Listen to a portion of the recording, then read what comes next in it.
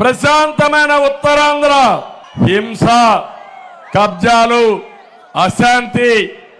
ఒక్క ఉత్తరాంధ్రలో 40,000 కోట్ల రూపాయలు దోచేసిన దుర్మార్గుడు ఎవరు తమ్ముళ్ళు? ఎవరు?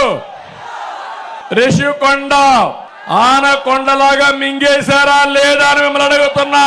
500 కోట్ల రూపాయలు ప్యాలెస్ కట్టాడు విలాస పురుషుడు జగన్మోహన్ రెడ్డి. నీకు ఇల్లు కట్టించాడా నేను అడుగుతున్నా? వచ్చిందా అని అడుగుతున్నా.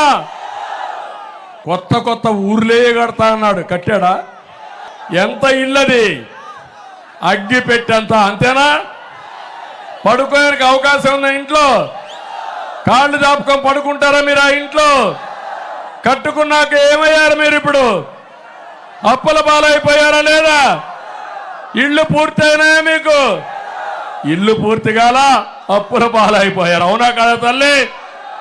అందుకే హామీ ఇస్తున్నా, జగన్మోహన్ రెడ్డి కట్టుకున్నది ఆయనకు ప్యాలెస్, మా పేదవాళ్ళకు ఇల్లు కట్టించే బాధ్యత మేము తీసుకుంటామని మీ అందరికీ హామీ ఇస్తున్నా.